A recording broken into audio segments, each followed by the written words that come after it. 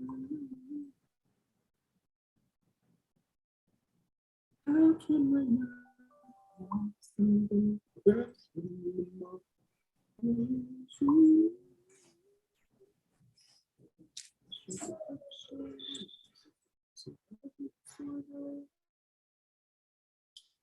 What image?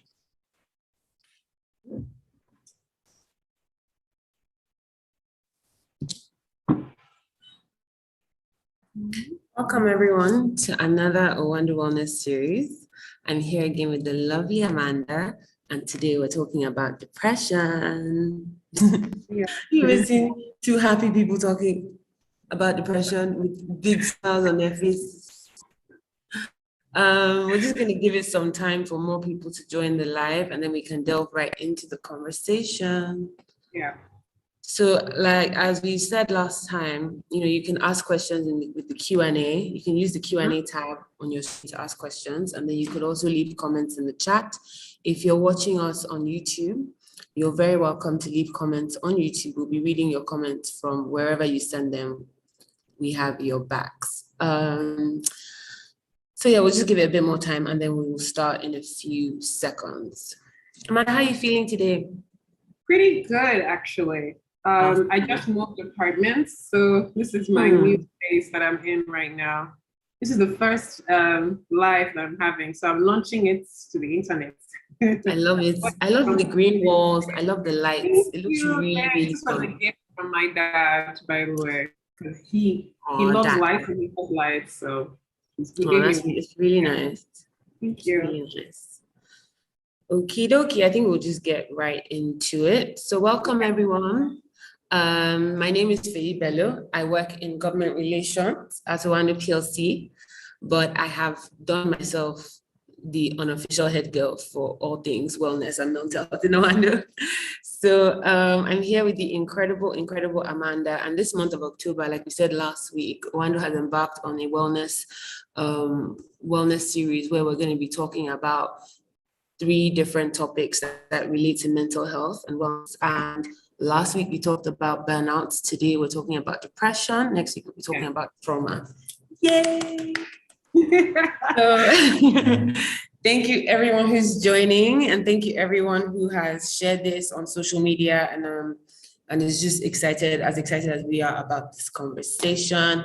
Like I said earlier, please leave your comments in the chats and ask questions on the Q&A. If you're watching us on another platform, just leave your comments in the comment section and we will find ourselves where we find ourselves. So this is Amanda Herman. She's a psychotherapist and she's the founder of Adhd. You guys may know her from her incredible talk on Rubbing Minds with Ebuka that went live. We also posted that on our social media platforms. And me personally, since that, like I said last week, since that live, I've just been looking for you. I've actually been looking for you. So when they told me to come and speak to you, I was like, say less, I'm gonna be here. So thank you so much for being here. So thank you for having me. Absolutely. So I'm just gonna talk a bit about depression from the research we've done. We've seen that depression is a common mental health disorder, and globally it's estimated about 5% of adults suffer this. And at worst, depression can lead to suicide. Over 700,000 people have died from this. Mental health issues are in line with this pandemic. Like, they should be carried in the same, in my opinion. They deserve the same energy we're giving this pandemic, because it's killing people silently, because it doesn't show externally. It's all here and no one takes it as seriously. So, but we're going to change that together.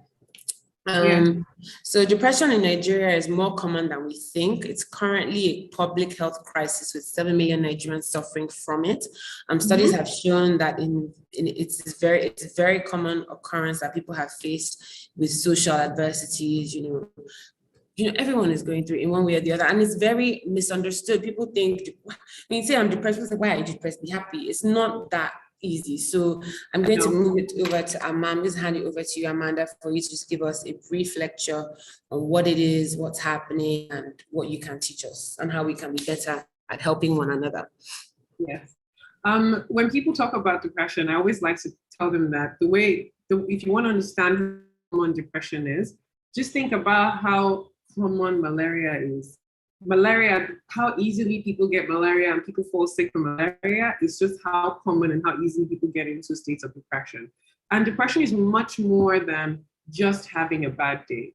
I feel like people wouldn't really understand the depth of this illness until they have experienced it themselves firsthand. And I would never, ever, ever wish that on my worst enemy. I personally, before getting into the definition, I personally struggled with clinical depression for a very long time, since I was a kid. And yes, it's very possible for children to have depression. People think kids can't be depressed. That's not true. So I struggled with depression for so many years, from when I was a teenager up until around 2016, 2017 when I practiced. And that's a really long time, about like 10 to 15 years of being depressed and not really knowing what to do about it, and going into therapy and not getting proper care, and also just not being able to access care that easily. I had to go through about 5 to 6 therapists before I could find the right therapist for me to help me get better. So I just first of all want people to know that depression is much more than just being sad. We as human beings have days when we feel sad. Melancholia is perfectly normal. There are days when you wake up and you're just sad, Life doesn't seem so great. The things that are going on around the world, the government, the economy, your own personal struggles, it can bring you down. But when a person is depressed, it lasts much longer than that, which is why before we diagnose you with having clinical depression, there are certain criteria and symptoms that you have to have exhibited over a period of time. So what depression is depression is a mood disorder. And by mood disorder, it means that it affects your mood. And there are other mood disorders like anxiety. So depression is a mood disorder that affects the way you feel and is persistent sadness and loss of interest in things that you'd normally be interested in. So if a person walks into my company or my practice and they say they think they're depressed, the questions I ask them are, number one, how long has this been going on for? Has it been going on for more than a week, more than 2 weeks? If they tell me that they've been feeling like this for more than a month, that is a red flag. The second thing is, are you feeling sad persistently every day? No matter, even if good things happen in your life, even if great things are going on, you're still feeling sad. And they say yes, that's another sign. The third question I'll ask is, okay, the things you normally do, let's say you used to go out with your friends and hang out, or you used to be interested in playing football or playing video games. Are you still able to do these things? And the person's like, I'd much rather just stay at home and lay down on my bed, or just, watch something on Netflix to pass the time. Or I find myself sleeping for more than 6 hours in a day. Like sometimes I could be sleeping the whole day, and at night I'll just be up by myself watching TV. I can't get work done. That's another third flag. So for you to get diagnosed with depression, there are a bunch of other symptoms, but the major ones that we look at as clinical professionals is that we look at how long has it persisted for? Has it been continuous sadness for more than 2 weeks? And have you lost interest in the things that you'd normally be interested in, or just lost interest generally? Like, what's the point of life? I don't feel like going to work. I don't feel like meeting my friends. I just don't feel like doing anything. Nothing is interesting to me. There's a term for that. It's called anhedonia. So have you experiencing anhedonia, and are you having a persistent feeling of sadness for more than 2 weeks? If a person says yes to these questions, then we're going to go on further to find out what other symptoms of depression present in their experience. So like you said earlier, when depression isn't treated for a long period of time, it can lead to suicide, but not every depressive episode would lead to suicide. If you're able to treat it before it gets that severe, you wouldn't get to the suicidal point. By the time a person gets suicidal, then it's really, really extreme and very severe, because now we have to do a lot of work to them back and then possibly put them in drug therapy and get them medication. So depression can affect the way you think, it can affect the way you feel, and it can affect the way you behave, and even cause other physical health issues. So like I said in the past, the same way when you're burnt out, you have physical health issues, your stomach is hurting, your head is hurting, you're feeling nauseous, you're having consistent headaches, you're weak, but then you go to the hospital and you run tests and then they tell you, we can't find anything. There is no symptom. We don't understand what's going on with you. It's the same way depression can manifest itself. You can also have physical illnesses as a result of the mental illness that you're having because you are depressed. So the way it affects your feelings is that you don't feel happy, you don't feel good, you don't feel great, you're sad all the time. You could even just be sitting down, nothing has happened though, and you just start crying. And you're just like, where are these tears coming from? Like, why am I shedding tears? But you're sad. And it's a sadness that You can't touch and you can't place where it's coming from, but you feel the pain so deeply and so heavy. It can affect the way you think. People that are depressed can find it very difficult to think positively. They have a very negative and pessimistic point of view because they struggle with a sense of hopelessness and helplessness, a feeling that they can't get themselves out of the situation that they're in, a feeling that they don't have control over their own emotions, and feel like there's no point, going on with life because you're not just feeling sadness, you're also in emotional pain and distress. So there is no way for you to see beyond the next day. When you tell them, think about the future, they can't see the future. They even struggle to see how tomorrow is going to be. A person who is depressed can only just work with right now, in this moment, today. The thought of thinking about next tomorrow, the thought of thinking about the next 48 hours is so difficult. The way you can sit down and plan and say, okay, I'm going to do this tomorrow, I'm going to do this next week, I'm going to do this. A person who is depressed will struggle with doing something as simple as that. I remember when I was struggling with depression, I was talking to my best friend. I told him that it's so bad that even just writing out a task list, the most difficult things I'd ever done, something that you'd be able to sit down and say, okay, this is what I want to do. I had no will, I had no desire, I had no wish to even the thought of lifting a pen became the most difficult thing to do because your zeal to live life, that hope that you exist with, is just sort of vanquished. It's almost like it doesn't even exist at all. So depression is more than just sadness. And that also affects the way you behave. So when you're going out, rather, you're not even going out. People who are depressed tend to just isolate themselves. So they want to stay at home. They're sleeping all the time. You'd have a child, your parents would be like, come out of your room. Why are you always in your room? And all the child wants to do is just stay indoors. And you're thinking, like, what's going on with this child? The child might be struggling with depressive symptoms, and all they want to do is just stay by themselves. If you have a friend that normally was outgoing, or even if they were not outgoing, they are more reclusive than they normally would be. You call them, they don't answer. You send them text messages, they don't reply. They are isolating themselves, removing themselves from others. Even when they talk negatively, they speak bad about themselves. They're like, you know what, I think that there's no point living in this life. Everything goes bad in my life. Nothing will ever go right. And even when they have to make decisions for themselves, they make the wrong decisions because they can't see any hope in their future, or they can't see any positivity in what they're doing or their life. So depression affects it's not just feeling sad. It's not just having a bad day. It's an illness that affects the way you think about yourself. It's an illness that affects the way you feel about yourself and the world around you, and even the people in your life, and also the way that you behave. So with that definition, I want to know if there are any questions at all before I proceed to talking about what some of the symptoms of depression are. We have a question here, but I think I'm going to let you finish and then we'll start the Q&A. I think there's a question. Okay. There's a question here. Or should I answer the question now? Okay, yes, go ahead. I can answer it. Okay. So a person said, can depression be triggered by an isolated event? Yes. For example, divorce. Yes. Or is that more of intense sadness? If it is intense sadness, honey, you're most likely struggling with symptoms of depression. I'm not going to tell you that you're clinically depressed. I'm just going to say you're struggling with symptoms and that you need to get checked out to be sure, because some people may be struggling with the symptoms, but then it's not severe for them to be diagnosed as saying they are clinically depressed. Especially if, for example, the person remains down for months. Also, what does high functioning depression look like? The person appears to be functioning normally, right? Let me just answer because there are so many questions in this question. So the first one is, can depression be triggered by an isolated event? Yes. You can be going through a divorce, a heartbreak, loss of your job, even just the NSAS experience. With the NSAS memoriam coming up, people can start to feel feelings of depression. It doesn't necessarily have to always be as a result of trauma, something that's happened in your childhood. It could be just, something that's happening in your immediate environment. You and your friend are going through a very difficult time and your friendship breaks up. It can cause you to experience depression.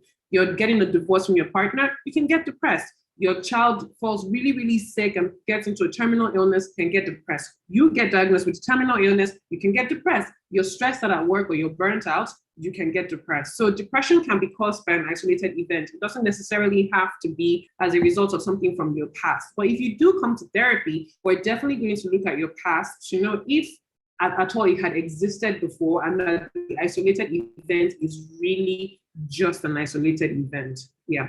And the person says, what does high functioning depression look like? So a high functioning depression, or even a person who is high functioning anxiety, what people try to express when they say that is that you're able to do the things you need to do, but you're still struggling with mental illness. So you're going to work, you're presenting your presentations, you're being productive, you're killing it at work, or you're killing it for your friendships. You're going out, people are saying you're happy, you're great.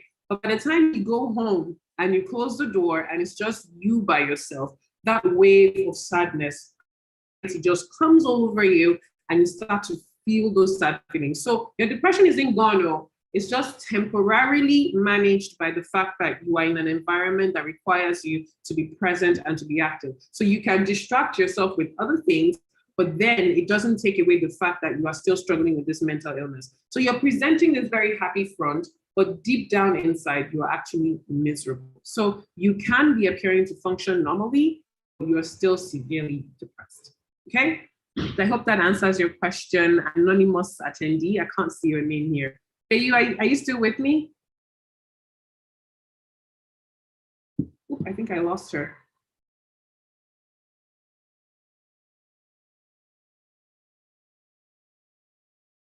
Hello?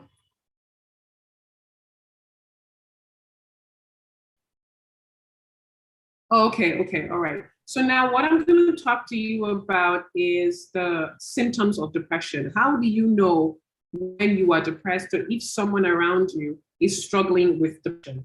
So the first thing to look out for is persistent feeling of sadness. Like I said before, feeling sad, feeling tearful, having this feeling of emptiness. Imagine talking to a friend and then ask them how they're feeling and they tell you like, I feel empty. I feel like there is nothing inside of me. I feel like there is a void or a hole in my heart that I can't fill up, or a sense of hopelessness where they're like, there's no point going on with life. There's no sense in the future. Everything is just bad. And why do we even carry on when everybody's going to die anyway? So there is one, that persistent feeling of sadness that has lasted for more than 2 weeks, nearly every day or going on for most of the day. The second symptom to look out for is irritability, frustration, and angry outbursts.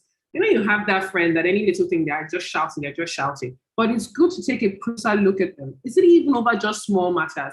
Who moved my pen? Why did they move my pen from here? What's going on? Why are people always touching my things? Every single time you always move, and I'm always complaining like, dude, it's just a pen that they moved. I'm so sorry. Let me put your pen back. So little things will get that person triggered. And even you, the person who is getting upset or irritated, would know. You'd be telling yourself like, why am I getting upset over something so small? Like, it's not even that big a deal, but you just feel this anger deep down inside, and every little thing seems to just tick you off and tick you off. Then there's a third symptom of a loss of interest in normal activities, things that you'd normally be doing, your hobbies, sports. If you used to go running, to go to the gym, you're not to the gym anymore. You're not going running anymore. You're not going to play tennis, hang out with your friends, go to the movies. Most of those things, you don't derive pleasure from doing them. They used to make you happy, now they don't make you happy anymore. It can even affect your sex drive. If you're a person who was sexually active before, you find out that your libido has just, significantly decreased. But even having sex,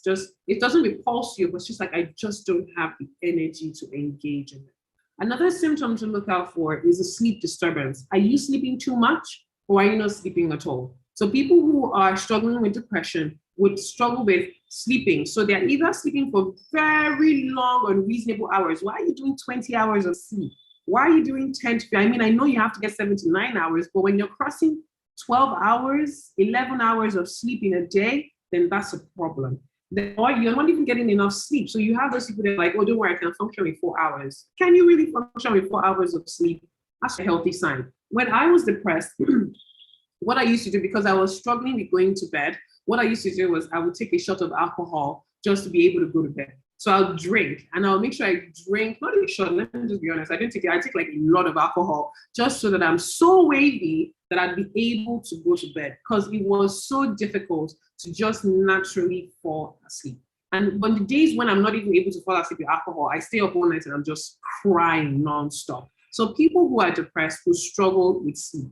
Then there's another symptom where there's tiredness and lack of energy. So even doing little things like cleaning up their apartments, throwing things in the trash, you eat you just leave the plate on the side of the floor, or your room is just a mess. You're not even bothered to even have a bath sometimes. Even brushing your teeth becomes such a difficult thing for you to do. You notice your self-care starts to deplete. Your hair is a mess, but you're not even caring. The clothes you're wearing, you've been wearing them for 2 to 3 weeks. And I mean, I know we're in a pandemic and everything, but like you should still at least be able to get out of bed and wash and take care of yourself. But when you're depressed, doing little things like cleaning up yourself, cleaning up your apartment becomes a very, very difficult thing to do. I've seen some YouTube videos and even Instagram reels of people who run NGOs where they help people who are severely depressed to clean up their space because they find it so difficult to get out of bed.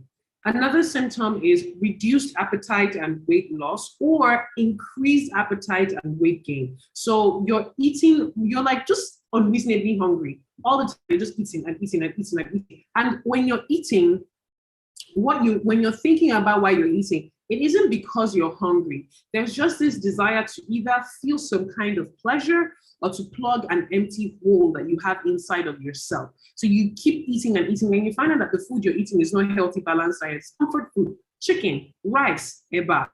So like anything that you can eat that would make you feel good on the inside, a burger or chips or biscuit, not vegetables or not drinking water, Coke, Fanta, and even a little bit of booze as well. You're just eating and then you're gaining weight at a significant rate. Including the eating is contributing, but also the fact that your mental health is not okay is also contributing to the weight gain. There are also some people who are depressed that they're not even eating that much, but their weight just keeps climbing high, and they're wondering like, what's going on? Why is it that I'm not making the effort to gain weight, but I'm gaining weight? The same thing is on the flip end. You lose appetite. You're not eating at all. Some people don't even have the appetite. When you put food in front of them, no matter how beautifully garnished that meal is, it doesn't even spark any desire for them to eat, especially if they were a foodie before. And then something happens and you notice that, oh, this person knows they chop again, though. Let's go to the restaurants. I'm not really feeling it. And there are other people who they're eating a lot, but what they notice is that they are losing weight drastically. Like you see this person, and then in about a month, they just dropped. And you're wondering, like, is everything okay? And they're like, yeah, I'm fine. They're like, have you been working out? No. Are you sick physically? No, I've gone to the doctor and I've asked them what's going on. And they said nothing. They can't find any reason, but they're still losing weight. They get really, really to a point where their cheeks start to sink down inside. And you can start seeing that there are holes in their eyes. It's almost like they look soulless to you. But you're like, dude, like, I know that you're losing weight, but this doesn't look like healthy weight loss. Another symptom is feelings of anxiety tend to increase. People who have anxiety more often than not people who have depression more often than not tend to have anxiety, and people who have anxiety more often than not tend to have depression. They're like brothers and sisters. The same way people will get a cold or a flu easily and they'll get malaria easily, that's the same way depression and anxiety are. Malaria, typhoid, malaria, and the flu. Those illnesses that are so easy to get. It's the same way depression and anxiety work together. So you notice that they're easily agitated. You're restless. You can't sit down in one place. You want to do something. You get up. You're moving here. You're looking there. You're typing on your phone. Next thing you leave Instagram. You get on your laptop. You leave your laptop. You walk to the kitchen. You find something. You come back upstairs. You lock your room door. You stay there for about an hour, 2 hours. You come back down. So you're restless. You're all over the place, and then you're nowhere at all. Then your thinking and your body movement starts to slow down. It's almost like people think that you're sluggish and you're lazy, but the truth is you're tired. You just have no energy. You're weak. You're exhausted. And it's not even just a physical exhaustion. It's like an emotional and like existential exhaustion. Your soul feels so tired and exhausted. Another symptom that follows after that, feelings of worthlessness and guilt, and fixating on your past failures and self-blame. Now, this is the thinking part of the symptoms of depression. When they think about themselves, there's a whole lot of, I shouldn't have done that. If I'd known better, I would have done that. I shouldn't have done that in the past. The reason why this is happening is because of me. Maybe if I had done this right, maybe if I had been here, maybe, oh my goodness, people don't love me, people don't like me, nobody cares about me, I don't deserve good things, I don't deserve to be loved, everything always goes to shit with me, I can't figure out a good relationship, everybody I date is so bad for me, I'm always making the wrong choices, I'm doomed to fail. Like the words you say to yourself is just negative, and you blame yourself for almost everything that's happening in your life. Even the one that's not your fault becomes your fault as well. So there's a feeling of worthlessness and fixating on the past failures. That's why I couldn't graduate school. That's why I couldn't figure this out. That's why I couldn't. And the thing is that it keeps getting deeper and deeper. The moment you click on that one negative thought, it would lead to another negative thought, then lead to another, even things that you didn't even remember were bad that you had done when you were like 10. You start to remember that, even when I was in secondary school. That's why nobody wanted to be friends with me. That's why that girl made that statement. That's why that teacher said this thing about me. And maybe they were right. Maybe what they said was true about me, that I'll never become anything in life and I'll be a failure and I'll be useless and what. So you talk very negatively to yourself. And you find that at work, even studying or even watching something, you find it very difficult to concentrate. You find it difficult to even think, to process your thoughts becomes a very, very difficult thing for you to do. Making decisions becomes difficult. Well, where do you want to go? What do you want to do? I don't know. Find somebody else to do. I can't figure it out. I don't know what I want. And your memory gets affected. You find it difficult to remember things that even things I've just had right now. You're just like, oh, that happened. I don't remember. Things that you've probably even said, conversations you've had with people, your memory starts to fall apart. Now, when this happens, the next symptom, so the symptoms start to get severe just like that. So feelings of worthlessness, negative thinking about negative self-talk, trouble with concentrating, trouble with thinking, trouble with memory, trouble with making decisions. The next thing we then start to see is that you start to think about death because you're in pain. Depression is painful. It's painful. It's not the kind of pain that you can see and touch, but it is pain that you can feel. You can feel the pain, but you just don't know what parts of your chest or your body is coming from because it's such an abstract thing and you can't touch it. So because you're in pain, what you want to do is you want to numb the pain. And nobody wants to exist in pain.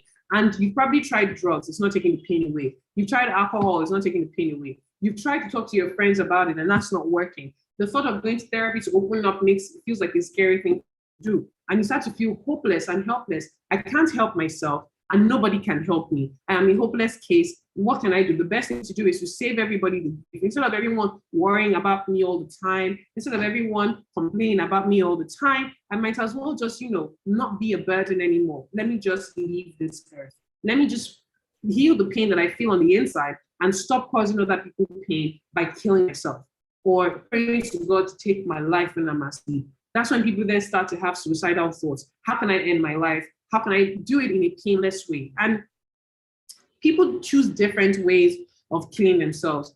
More often than not, when men commit suicide, what we tend to see is that they hang themselves, they jump off a building, they shoot themselves in the head. They tend to go for very brutal ways of killing themselves. Women, we tend to notice is that they poison themselves. So they'll use sniper, they'll try rat poison, they'll overdose on sleeping pills. I don't know why there's a gender disparity, but that gender disparity exists. And we've also noticed that a lot more than often, we have men committing suicide far much more than we have women. And I think we can also attribute that to the fact that there is even a deeper sense of hopelessness and helplessness for men. There isn't a place you can go to talk to. How do you tell your male friends that you're sad or you're depressed? Who do you talk to about the emotional problems and feelings that you're having without them telling you to man up or figure it out? Why are you complaining? And there is this whole thing of you're a man, so you should know what to do. Even in your ignorance, you should still take on that role of being the most knowledgeable person. So there is that pressure of I should know what to do,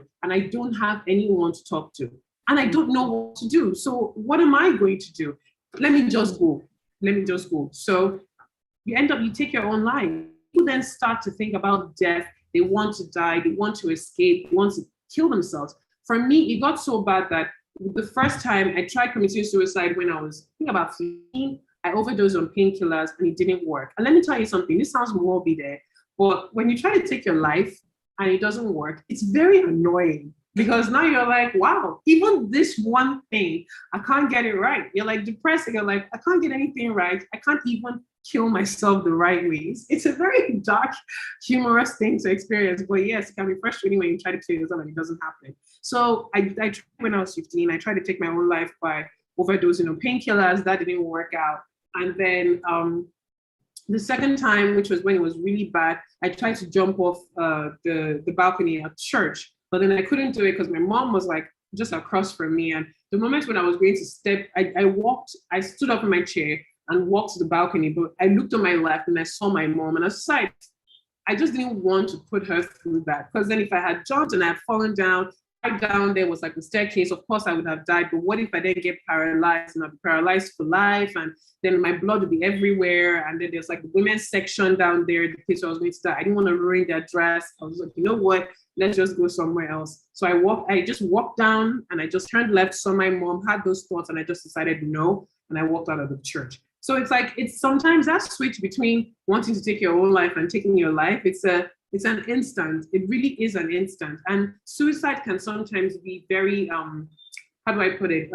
This is what, impulsive, where it's like, you know what, now or never, let me just jump and do it. And it could also be a thing of in that impulse, you're like, no, I'm not going to do it anymore. Let me find another way out of it. So people that are depressed then start to have these thoughts of death. And really at that time, you're thinking of it like, why would you want to kill yourself? Well, let me tell you, death does seem like the perfect solution to the problem. It's like, it's the best solution to the problem at that time because you wouldn't feel pain, you wouldn't be conscious, and the people around you, according to your own mentally ill mind, will be much happier without you being there to stress them out. And then you also have, like I said before, the unexplained physical problems of back pain, headaches, feeling nauseous, feeling sick, feeling weak, feeling tired, lacking energy, and such. So those are some of the symptoms of depression. Some people may be going through these symptoms and you wouldn't even tell because they will come to the office and they'll be like, oh my God, hi, how are you doing? That type of person was me.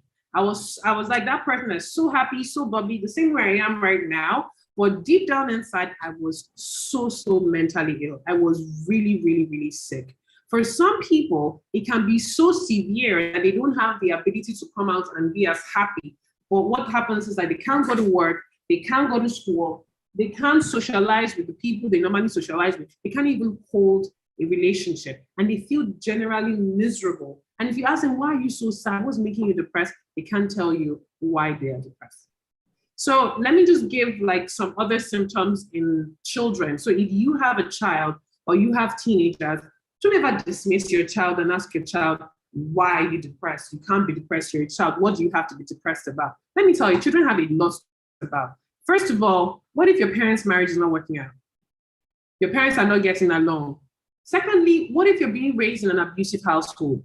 Maybe you're being physically abused by your children, by your parents, or even a teacher, or even a classmate in school. Because your kids get bullied in school. I was bullied in school. I was verbally abused in school. People called me all types of names that made me feel so insignificant and contributed to my feelings of depression. I thought I would never have friends. I didn't even know that I could even have a relationship. I felt so ugly. I struggled with deep self-loathing from like the age of 10. And imagine someone telling you, you can't be depressed. So how would you hate yourself as a kid? You can hate yourself as a kid and want to take your own life. So don't dismiss children that tell you that they're not happy or you think that they are depressed. So your children could be getting depressed because of the home life that they're experiencing. A parent's mental health can affect a child's mental health. If you're not doing well, it can affect your children because it affects the way you think. It affects the way you react to the things that they say, the things that you do. All your angry outbursts, all your irritating comments, all that self-hatred that you have, you can project it onto them and say very mean, callous, wicked things to them. And children will internalize it because your child is trying to find out who they are at that very vulnerable part. So all they're doing is just soaking everything in. Or you say that I'm stupid, then that's it. You say I'm an idiot, that's it. Nobody will like me, that's it. So you need to be careful the kinds of things you say to your kids. Don't internalize negative things. So for you to know if your child is depressed, these are some symptoms that you can look out for. They're consistently sad, they're easily irritated, they are maybe a bit too clingy to you that they don't want to associate with anybody else. They complain about aches and pains in their body, want to go to school, your child is losing weight, or they even have angry outbursts. Out of the blue, your child is just throwing a tantrum. Now, there's a common of teenagers being angry and easily irritated, but sometimes that irritation could also be a sign that they are struggling with their mental health. So they feel sad, they feel negative, they feel worthless. They tell you things like, Mom, I don't think I'm beautiful. I don't think I'll ever succeed in life. I don't think I'll have friends. Nobody likes me. And especially their performance in school starts to dip. Their performance in school starts. I've worked with parents where the parent came in for care, and then when the parents started to get better, their children started to perform better at school. The children come for care. It was the parent. But the moment the parents started getting better, the children started improving. So your mental health and your well-being deeply affects your children. And you can know that your children are not doing well by looking at their school attendance report, and their performance at school. Your child is not failing because they are idiots or they don't know. There are so many other things that could be contributing to your child failing. It could be a reason of the school, it could be the home environment, or it could be that the child themselves, they are struggling with their mental health. They could tell you that they feel misunderstood. They become extremely sensitive where little things start to take them off. They're fighting with their siblings all the time, getting into fights at school, and your teachers are calling to complain that, oh, your child is doing this, your child is doing that.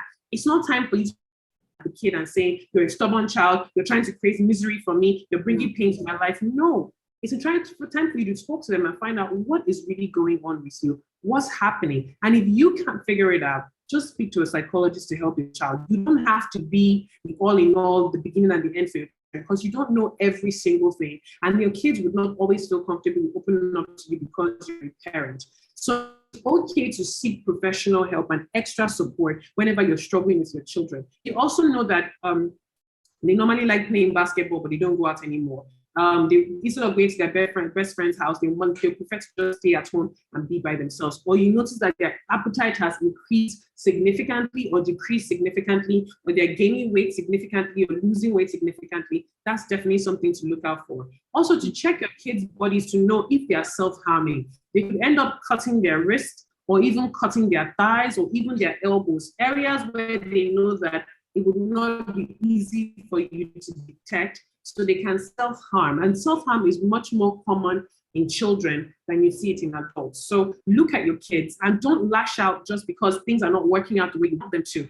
Ask for help. It's okay to say that I don't know how to help my child and I need assistance to figure it out. The moment you do that, you open up the door for new answers and for help and support to come in for not just you, but also your child as well.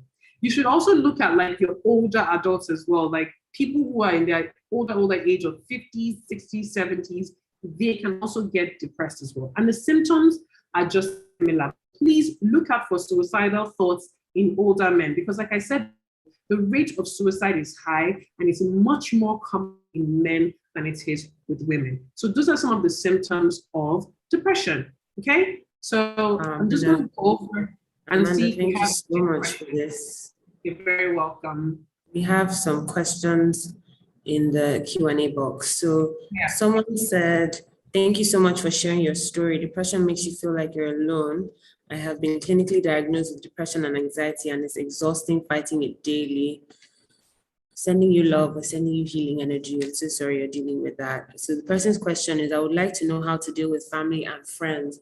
How do you educate them on how to manage it because they don't understand? Also, how do you handle dating, and how and when do you tell a toaster or potential partner that you are dealing with this? Yeah. Okay, let's do the first one. Yeah. So I'm going to answer this question first before I go to the other questions above. Thank you for sharing my story. Yes, you're welcome. You're very welcome. Clinically diagnosed, I hope that you are actually getting help. I hope that you're going to therapy because we definitely do need the help. Dealing with depression and anxiety can be very difficult to deal with on your own, with your own energy. So because you can get lost in that loop of your own negative thinking. So please try as much as possible to seek help from a professional just so that you're getting like the right kind of care that you need. Now, how to deal with family and friends and educating them. Well, first of all, let me tell you something. It's very difficult. It's very difficult. When I was struggling, it wasn't the easiest thing to tell my parents and my siblings. And even the way that they found out that I wasn't okay was not exactly the easiest thing. It was an angry outburst. And then I told my parents that I was sick and I was getting psychiatric care and I was on medication at the time. And it wasn't easy for them to, absorb that information, because as a parent, when you hear your child is depressed, first thing that comes to your mind is, have I failed?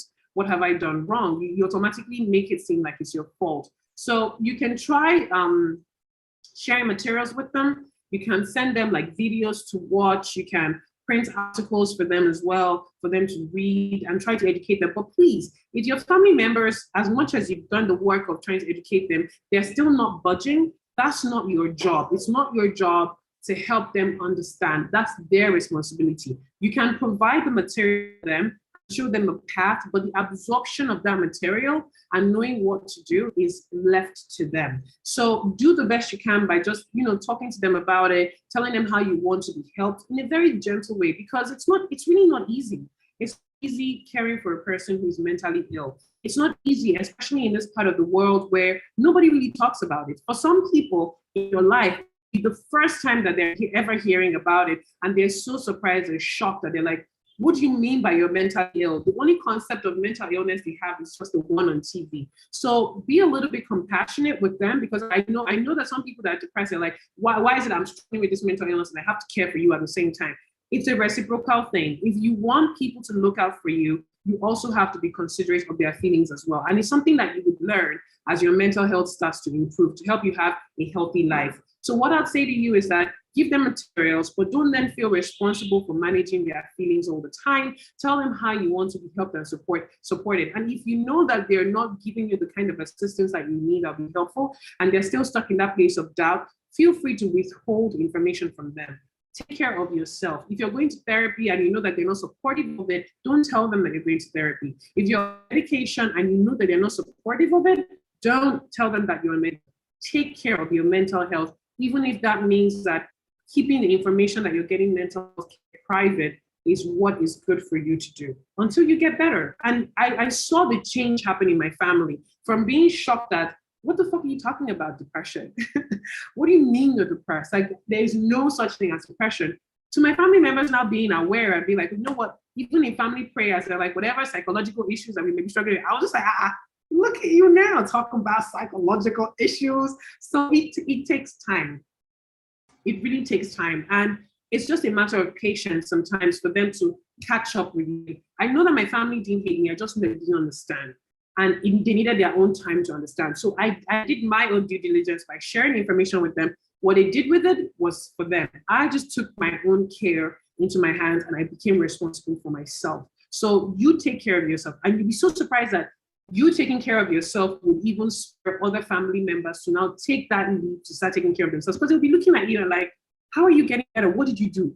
How did you get better? Because they may end up realizing that, I may be depressed too, and I didn't even know. Then the other question was, how do you handle dating? How and when do you tell a toaster or potential partner that you're dealing with this? First thing first is to know what exactly is their knowledge of mental health care. How aware are they? Because you don't want to tell the person that you're dating or you're planning on dating that, I struggle with depression. Next thing, when people are having a fight, it's like, look at you, that's why you're mad. Why won't you be depressed? These things happen. Look at, you're going to therapy, psychiatric care. You need to go and talk to your shrink because help, you're mad. People have these problems. People genuinely talk to their loved ones this way. So before you let out such vulnerable information to a potential partner or even someone that you want to date, first of all, like, okay, what does this person know about mental illness? Are they all just talk or do they walk the walk? Because some people can come into you and they know mental health care, we need to take care of ourselves. They wonderful, beautiful, flurry words. But when it comes down to the nitty-gritty, the action part of it, they don't know what to do. So be very careful with the kinds of information you share and the people that you share it with. Watch them to see how they treat other people who are not mentally ill. How even when you're watching a movie that has someone that's mentally ill, how do they talk about that person? How do they react? What do they say? If they have a family member or a friend who is mentally ill, what do they say about that person? How do they treat them? You can use that to gauge how they will treat, because people will always treat their loved ones the way they treat everybody else. Don't think you're special, you're not. A human being will react based on what they know. So just because you're their partner, you're like, oh, don't worry, they love me, they care about me, they will never talk to me like that. Who say they will? They will. When they get angry and upset, they will. So sometimes like, who is this person? Why are you talking to me like that? I thought you would never. They will. So look at them and see how they treat other people and how they talk about mental health and mental illness, and even how they themselves talk about it. How open are they to even getting care? Are they seeing a therapist for their own issues? Because I've had people who have told them, like, oh, I think your partner probably needs to get care. They're like, yeah, I've brought it up to them and they said, no, they'll never talk to the therapist. Me, I just tell them, oh, that's a red flag, because it's telling somebody who has malaria that you need to go and talk to a doctor, and they're telling you, no, I will not do that. That's quite concerning. So look at their behavior, look at the way they talk about it, and look at how they relate to that topic, especially with other people. So Tony asked a question and she says, is there a link between ADHD and depression? Yes, there is. First of all, people can suffer from multiple mental illnesses. You can have a personality disorder, a mood disorder, and attention deficit hyperactivity disorder, a neurological disorder as well. So people can have multiple mental illnesses at the same time. Now, when we find that people with ADHD have depression, it usually is as a result of people's reaction and even their own conceptualization of themselves because of the symptoms of ADHD. When you have ADHD, you struggle with attention. Your memory is poor, your regulation is poor, your cognitive functioning is poor. So things like remembering stuff, being able to calculate things, paying attention to detail, you struggle with this thing. Your attention span, your ability to have conversation, interpersonal relationships, they're all affected, especially when you're not getting care for your neurological disorder. So if you have ADHD, there are chances that you will be depressed because of the symptoms of ADHD. You not understanding what the symptoms are, not being aware of it, or you not coping well or adapting your lifestyle to adjust yourself to the symptoms of ADHD, and also the way people will treat you because you have ADHD and because people don't understand what ADHD is and how it manifests. So they'll say things like, why are you being so lazy? Why is it that you can't do well in school? Why are you a failure? Why are you this? And you can't remember stuff. I gave you this and now you're forgetting, you're misplacing things, you're so careless. So people would be very hard on you. And sometimes it's not because they hate you or because they're trying to be rude or disrespectful. They're just frustrated.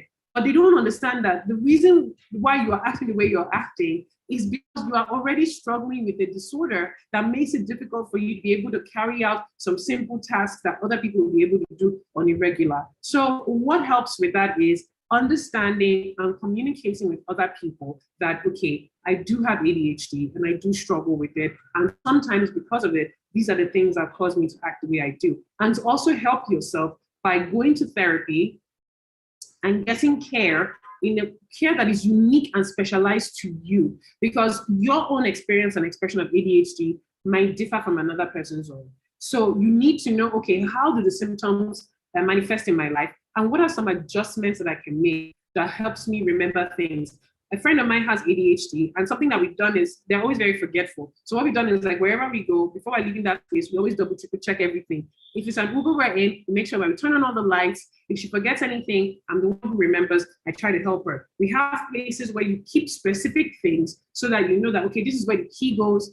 This is where the pen goes. This is where this goes. So that when you're trying to remember, the first place you go to check are those points where you normally would keep those things. So what you can do for yourself is to create lifestyle habits that can help you in those areas where your symptoms are manifesting themselves severely, that they disrupt your lifestyle. Yeah? Okay. And then get therapy for depression as well. Another question is, if you find yourself getting angry continuously and triggered by things that ordinarily wouldn't upset you, are those symptoms of depression? Yes, that is a symptom of depression.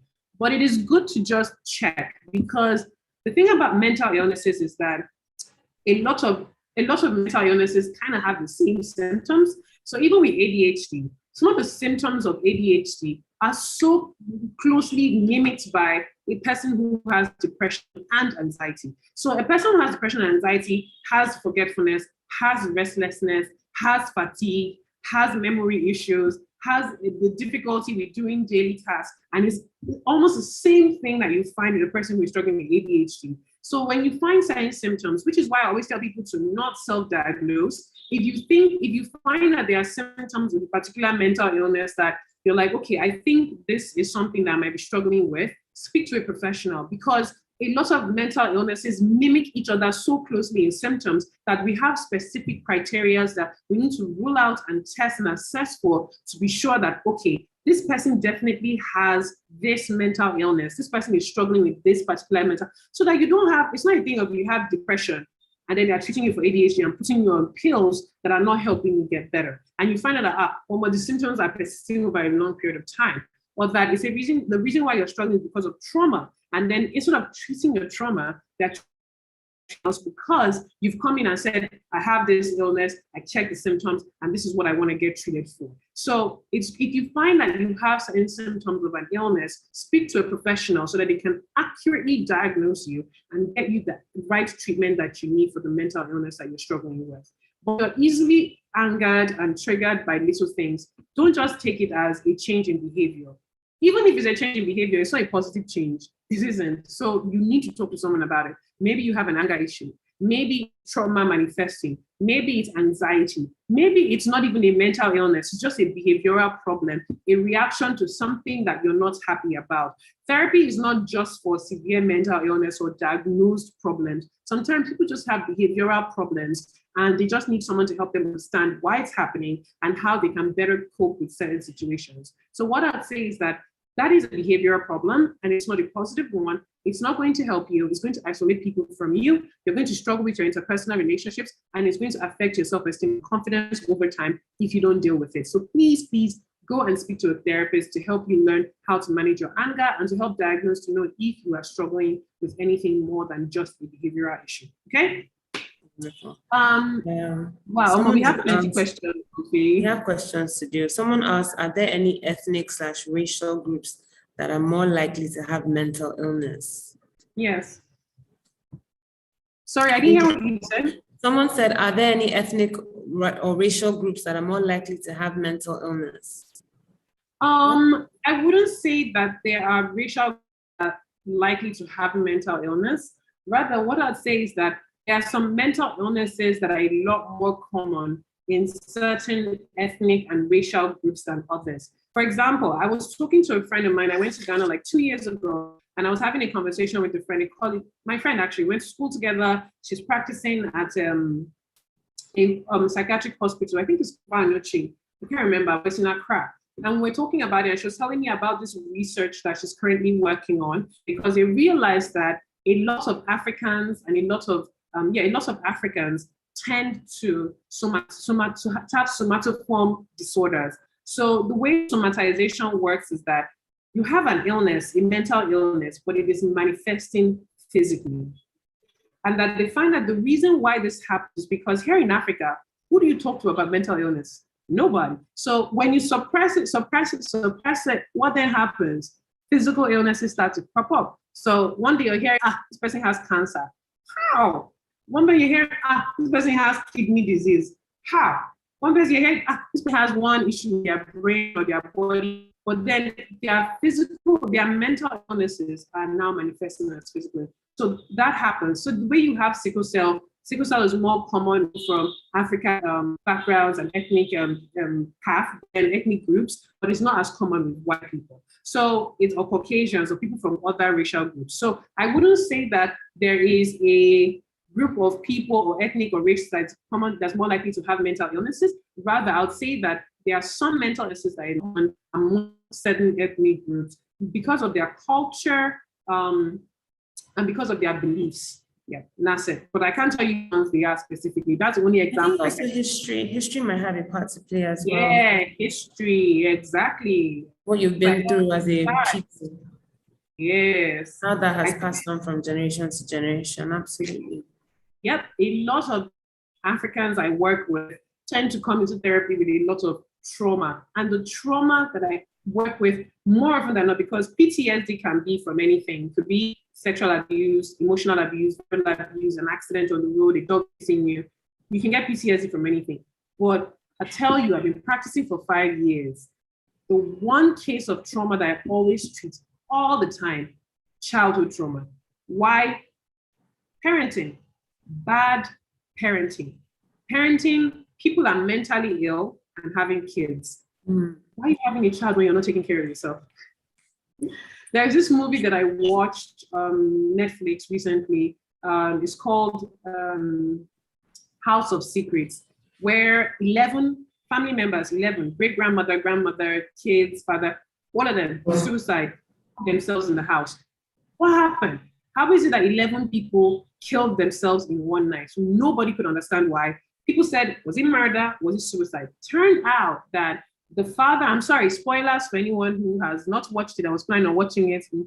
but please watch it even though. It turned out that the head of the family, the one that everybody was listening to, was mentally ill. He most likely had a delusional disorder where he was hearing the voice of their dead grandfather who was giving him instructions as to what the family should do. And prior to that, what had happened was that the instructions were helping the family. They were getting jobs, they were growing in life financially. And then when the daughter was about to get married, it was like she was leaving the family, and that triggered his mental illness and worsened it in severity, that now the voice that was helping him was now causing destruction and then telling him that he had to perform a ritual where the family had to hang themselves and that the grandfather was going to appear and save them. But we all know that actually ain't gonna happen. They all died. So one person's mental illness caused the death of 11 people.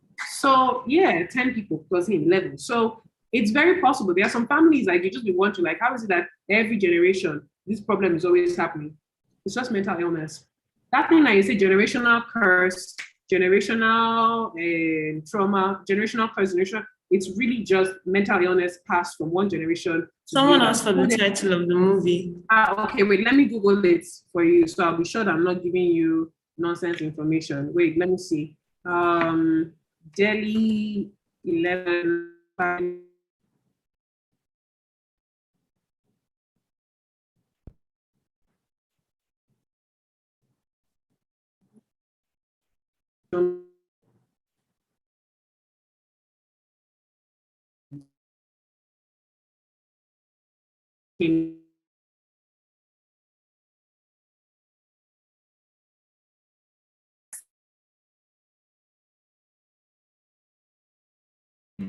It's from the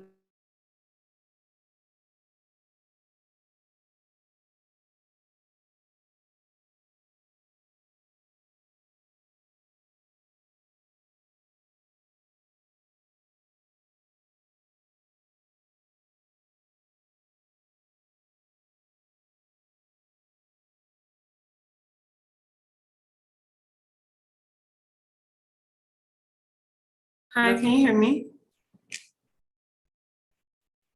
Can you see me?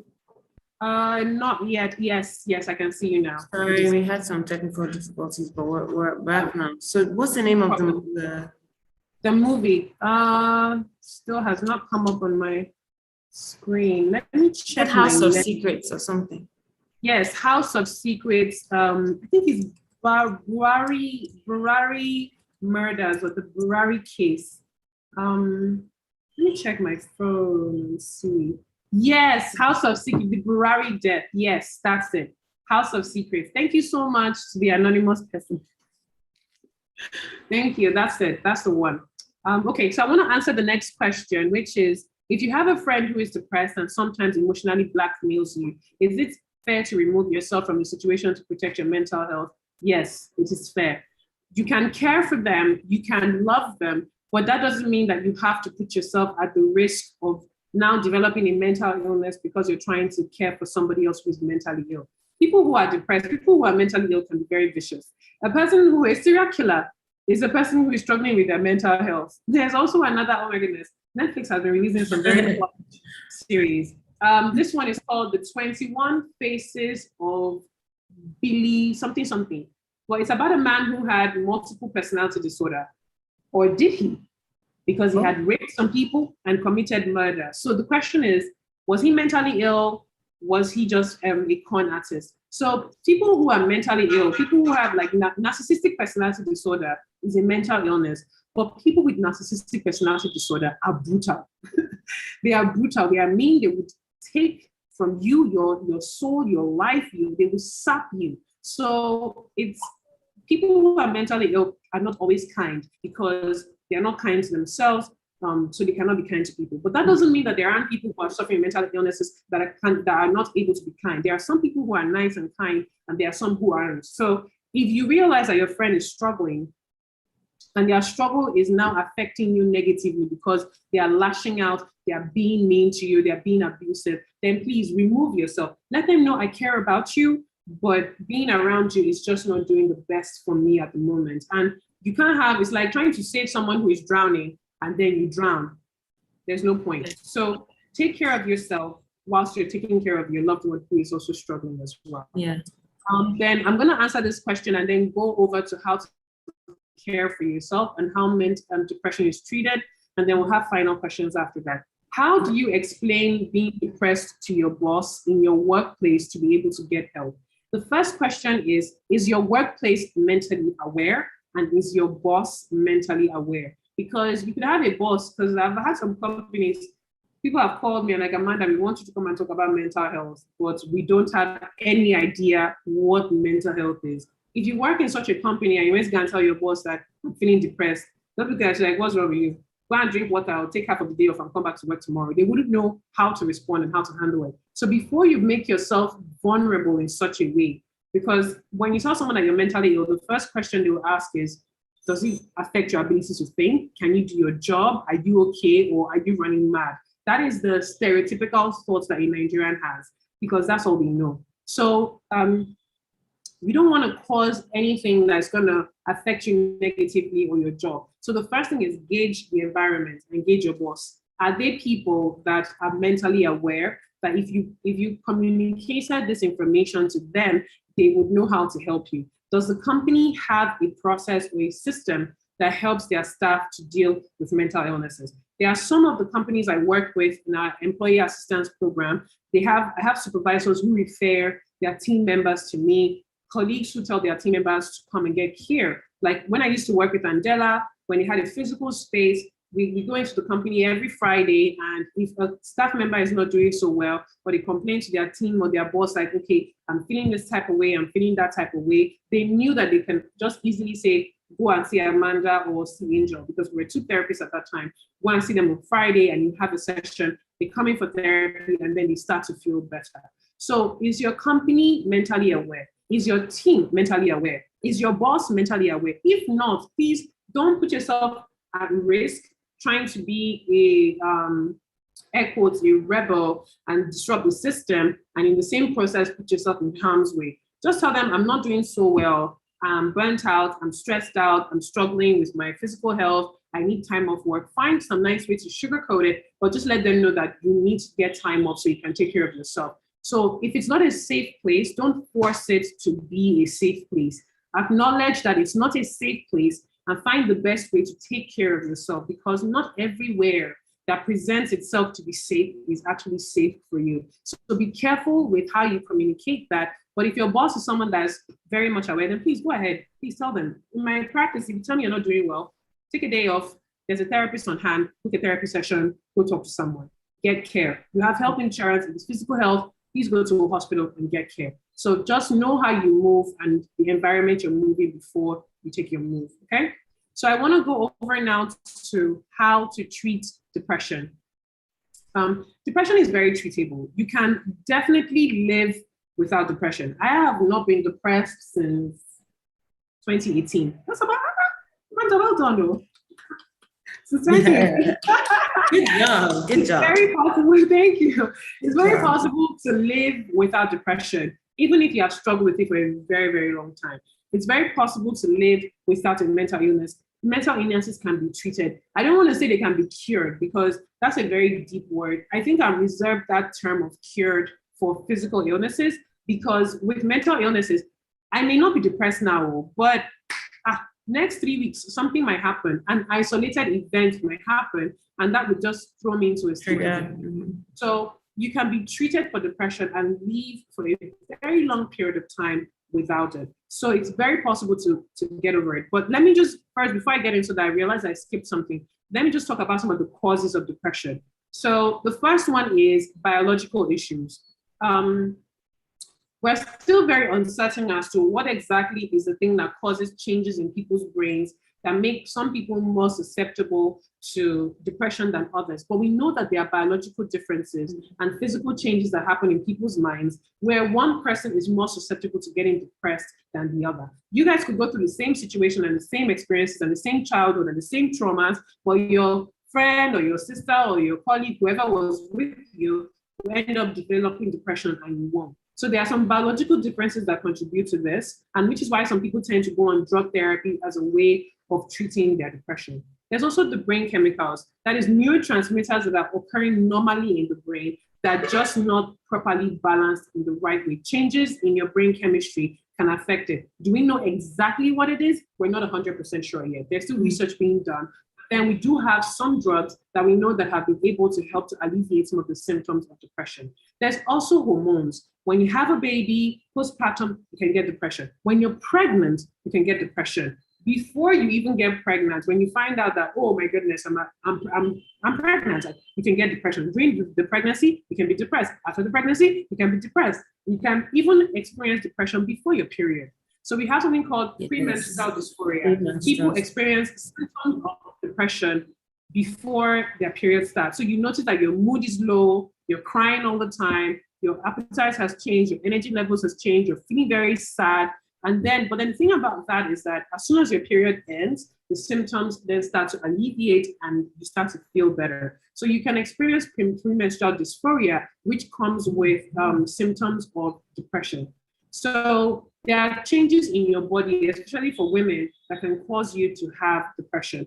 Then it can also be inherited. If a family member is depressed, there's a very high likelihood that another family member is going to be depressed. So if you have a parent who's depressed, children can be depressed. A sibling who's depressed, another sibling can be depressed. Same thing with bipolar disorder, schizophrenia. You can inherit mental illnesses, same way you can inherit physical illnesses. Do we know why this happens or the genetic explanation for it? There's still research that's ongoing to help us understand. So things like trauma, sexual abuse, physical abuse, emotional abuse, even spiritual abuse, the one where people try to use God to insult and choke your life. You can't do this, you will burn in hell, you would fire up the lake of whatever, or even if you're Islam, the restrictions that you face, if you're a traditional worshiper, restrictions that you face, abuse that you have to face in that space can cause you to be depressed. So you can experience abuse, you can experience trauma, you can also, even other mental illnesses can cause you to experience depression.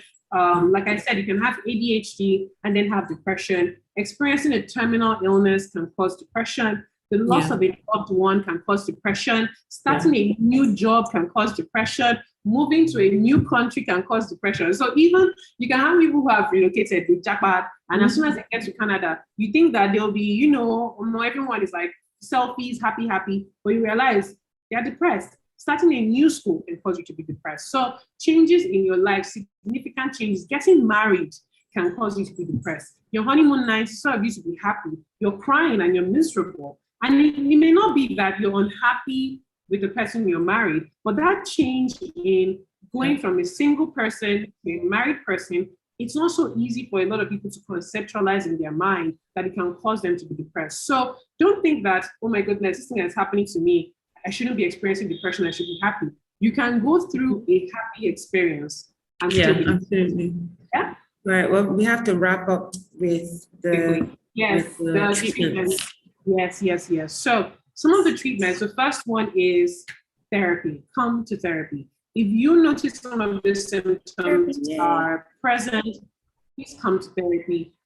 It is very important. It is very effective. Psychotherapy is an effective way of treating depression. But there are things that you can do on your own. The first thing I encourage you to do is to start exercising. Exercise is a wonderful way of helping yourself treat depression and to feel better. So start exercising. Something as small as yoga, doing jumping jacks in the morning can really elevate your mood, can build your self-confidence. Practice self-awareness. Take out time to really understand the person that you are. Even ask yourself, what are some of the things that are making me sad and miserable? Do I hate myself, my body, my style? And then start to work on those things individually. If it's because you have interpersonal issues, learn how to communicate your feelings a lot better. Become more emotionally intelligent by understanding your feelings a lot better and how to manage those feelings, and practicing empathy and using that empathy to manage your relationship with other people.